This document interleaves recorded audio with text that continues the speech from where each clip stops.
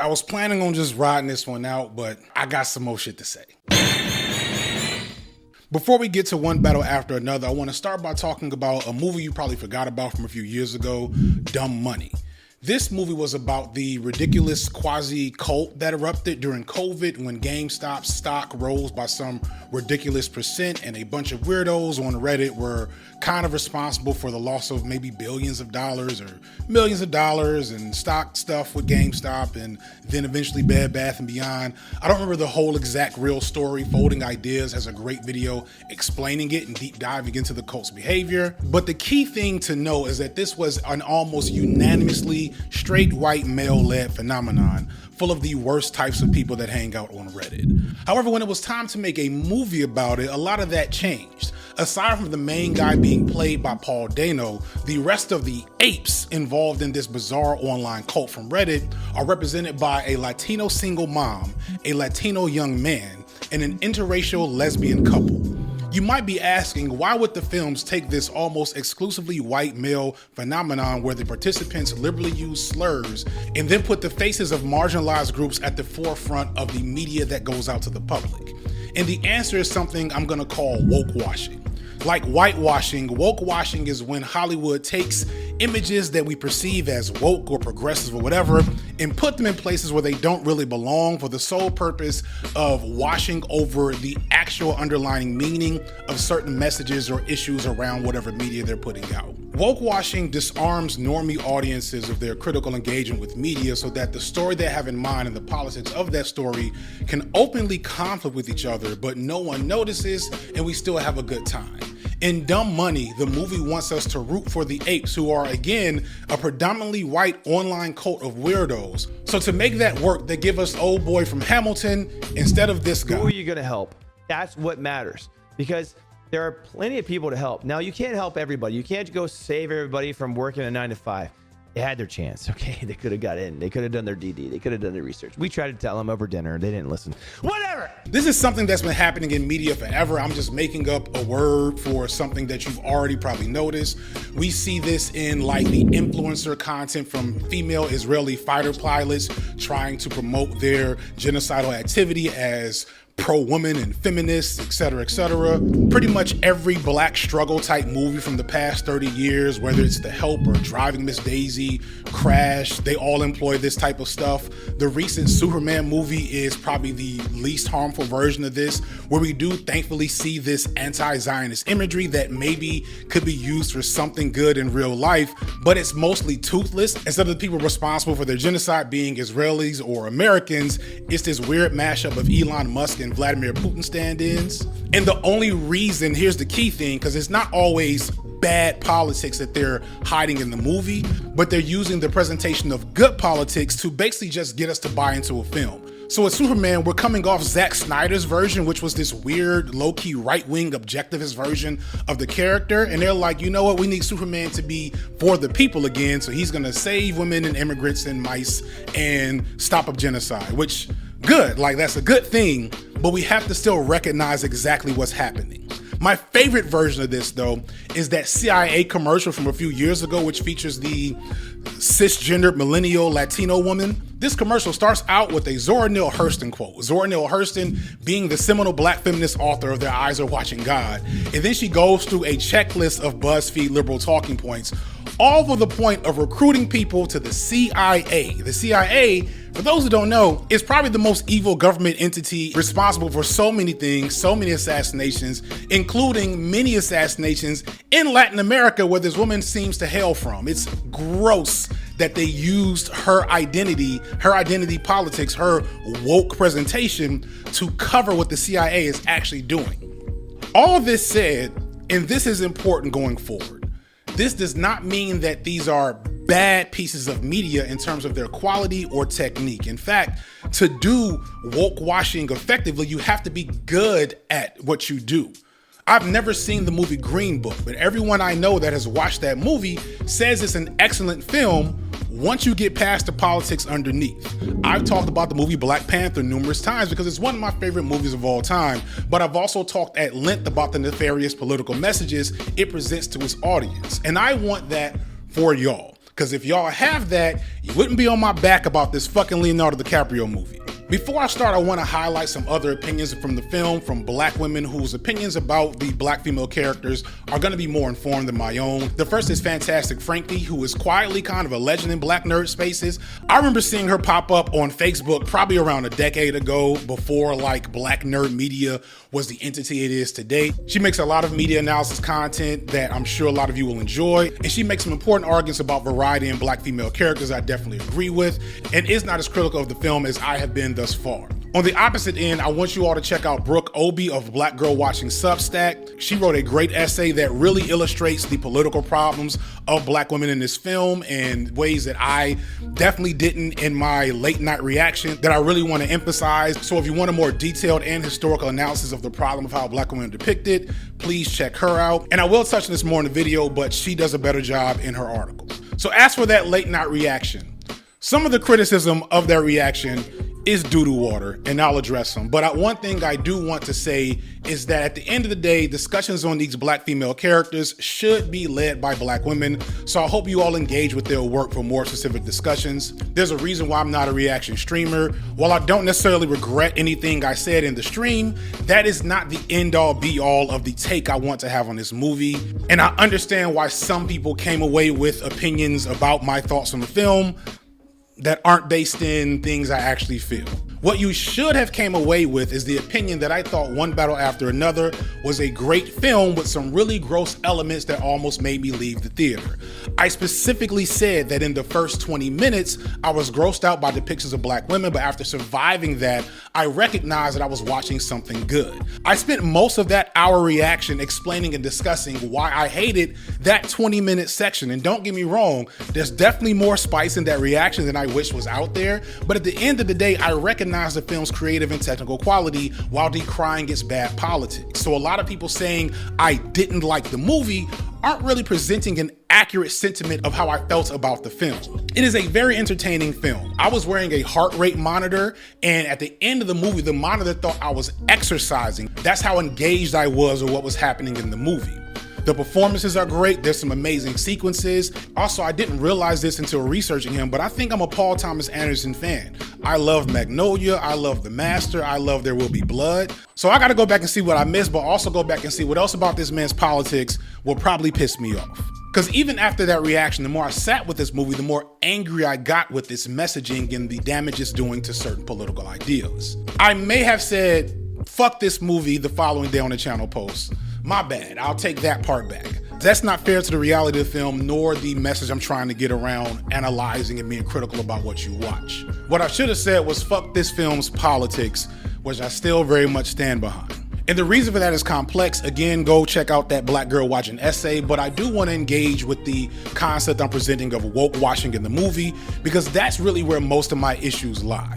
For all of the celebration of this movie being radical or whatever, One Battle After Another is at its core a family drama. And the family drama is set up in the first 20 minutes with the story of Perfidia Beverly Hills, a black female revolutionary character played by Tiana Taylor. Now, when I think of black female revolutionary, a lot of things come to mind, and none of them look much like Perfidia Beverly Hills, unless it's some type of weird race play porno version, because in the first 5 minutes of the movie, she has a weird sexual encounter with the story's main villain, General Lockjaw, played by Sean Penn, and then 5 minutes later, she has a sexual encounter with Leonardo DiCaprio's character, and then 5 minutes after that, in the middle of a mission, she needs to fuck while the bombs are going off. Because not only is revolution important to her, it also makes her horny.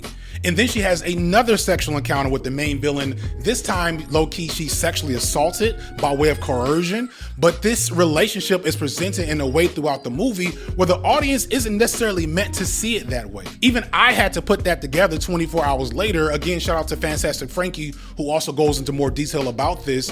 But I bet a lot of people who watch this film don't readily recognize the non-consensual nature of the relationship she has with Sean Penn's character. You can see it all over my comment section. Instead of recognizing that she's being coerced, a lot of people are just saying, hey, she's just a flawed woman that is sexually liberated, etc., etc. And that is emblematic of my problem.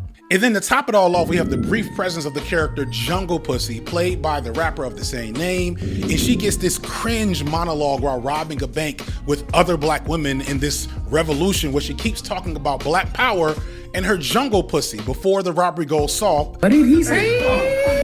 All before the robbery goes south and Perfidia has to murder one of the only other black men in the movie whose faces we actually see. Perfidia is then eventually captured but snitches on her whole crew and uses Lockjaw's infatuation with her to manage an escape, but not before leaving a note that says, "This pussy don't pop for you," which I gotta come back to that. Before I move on, I want to be clear, the sexualization of black women on screen by itself does not bother me. I don't police anyone's bedroom. I've defended the raunchy lyrics of Sexy Red and the entanglements of Jada Pinkett. I don't care that the rapper's name is Jungle Pussy in the context of her music, and I wouldn't listen to her music since discovering her, and I kind of like it. It's good raunchy fun. But it's the context of all of this over-sexualization that bothers me. The people wielding these black women's sexuality isn't these individual black women, but a white male filmmaker with specific intentions and context for these things. Tiana Taylor's character perfectly fits into the Jezebel Sapphire black woman stereotype. On one end, she's the overly strong, low-key emasculating, ball-breaking, confrontational black woman. Neck snapping, loud, brash, etc. That's the Sapphire.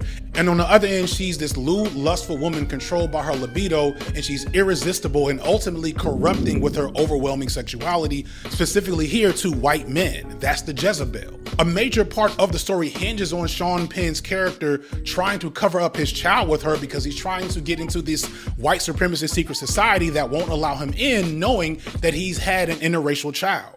I don't care if this is supposed to be a spoof or a satire of these stereotypes, they're still overtly using the stereotypes. And also, I don't see that. This movie isn't that interested in any aspect of black women's sexuality and fetishization because it's only there for the first 20 minutes and the rest of the 3-hour runtime is more about Leonardo DiCaprio's character and his struggle as a father of a biracial child. All of this black jungle pussy popping nonsense is happening in the first 15-20 minutes and all for the purpose of setting up a conflict between two types of white men. If Perfidia had been given more screen time in the near, again, 3-hour-long movie to state her case as an individual and a person and not scrunched into the beginning, I'd probably have less issues. But the fact that she was is concerning. These are concerning choices that may not be all that deep, but they're clearly very intentional and specific. Because for those who may not know, this movie is based off a book where none of these choices and most of these characters are not present. In the original book, Vineland, from what I've learned, the main female character is not a black woman nor revolutionary. So this character was race swapped and then rewritten to include these details. Further, in the book, she is in love with the evil military guy, and it is a consensual relationship, although she is clearly manipulated or seduced by him or whatever. I'll let you go read the cliff notes to assess for yourself. But this manipulation turns her against the revolutionary she was in community with. And while there is a daughter between these two characters, she's not really a big focus of the book, and neither is the character played by Leonardo DiCaprio, Pat. In fact, that character pretty much doesn't exist in the book, but in the movie he's the core protagonist. And considering that Paul Thomas Anderson is in relationship with a black woman, and so much of the overt and covert messages in the film revolve around this conflict of fetishizing black women, a white dad's inability to connect with his biracial daughter, etc., you can't not recognize that Pat is very much Paul.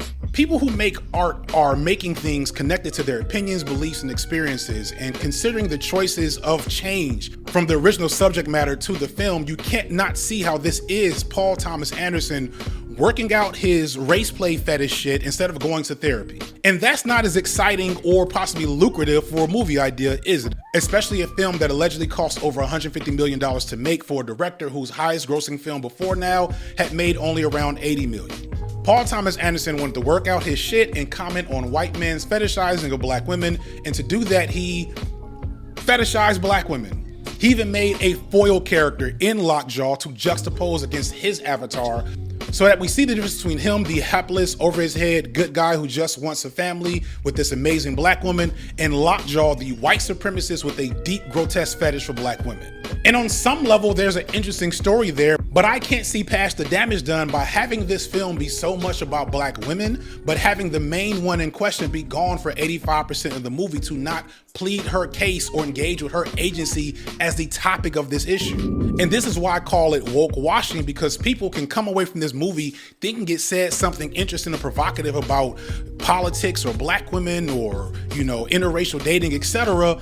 And it really not having said anything, the politics of it are vapid at best and harmful at worst. The only good message this movie had politically is looking at the organized resistance from Mexican Americans. I have really nothing to complain about with Benicio del Toro's character and how, unlike the goofy black-led revolutionaries, he is grounded in community, which makes his resistance element seamless compared to Pat's bumbling behavior. But historically, the only leftist organized movements of note that America has ever seen have been led by black people. So it's a really interesting choice to have the black revolutionaries here be so clearly awful in their depiction. So I'm supposed to not engage with that history and be bothered by it. I'm supposed to not see the similarities between Perfidia Beverly Hills and Assata Shakur and not feel like that's a very purposeful and gross distortion. If you can't recognize that Perfidia Beverly Hills is loosely based on Assata Shakur, the black revolutionary that sadly passed away right before this movie was released, then you're being willfully blind. Two beautiful black revolutionaries. Assata was a part of the Black Liberation Army, Perfidia, the black-led French 75.